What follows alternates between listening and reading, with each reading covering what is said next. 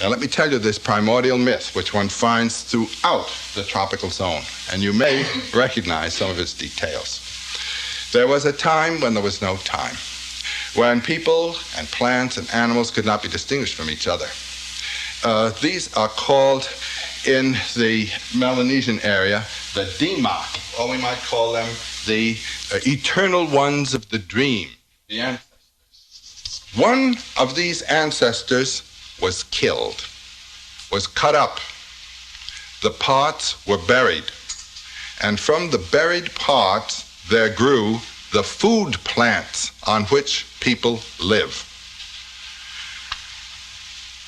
Simultaneously with this coming of death into the world, that's the coming of death, the beginning of time, the sexes were separated from each other and the sexual organs appeared and the act of begetting became possible. So that simultaneously with death, there came birth and there came eating. In other words, the world as we knew it, as we know it, came into being with the mythological event of a killing.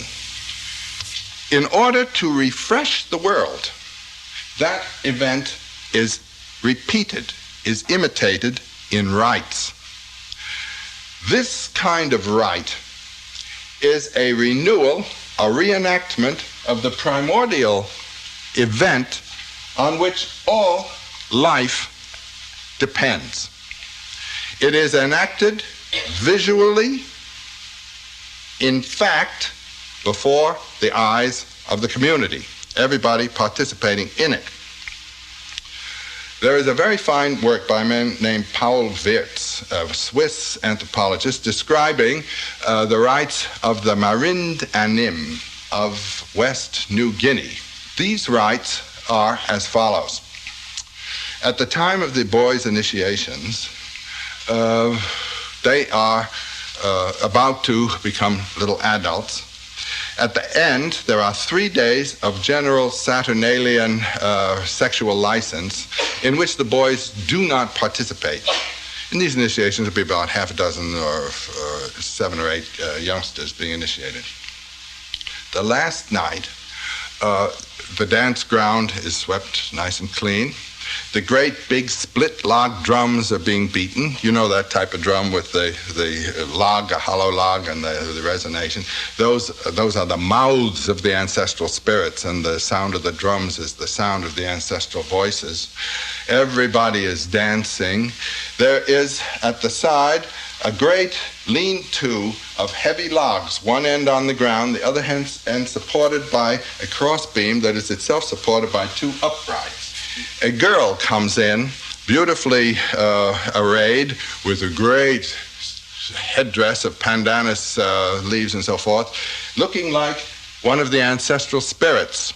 She lies down in that place under the lean-to of heavy logs, and one by one, the initiated boys has intercourse with her in his first official sexual experience.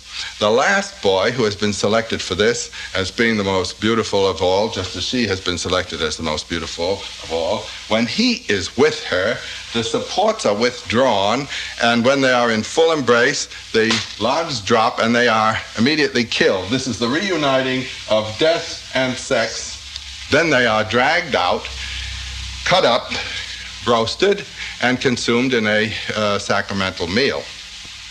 This is the renewal of the mystery, to let you know that what you eat when you eat is the body of the God. The God has sacrificed himself for you. Now this is to be done with joy, with gratitude, everybody participating as members of this world community which lives on death. This is the monstrous thing that I mentioned earlier, which is made vivid before the eyes of everybody in order that they may know what life is.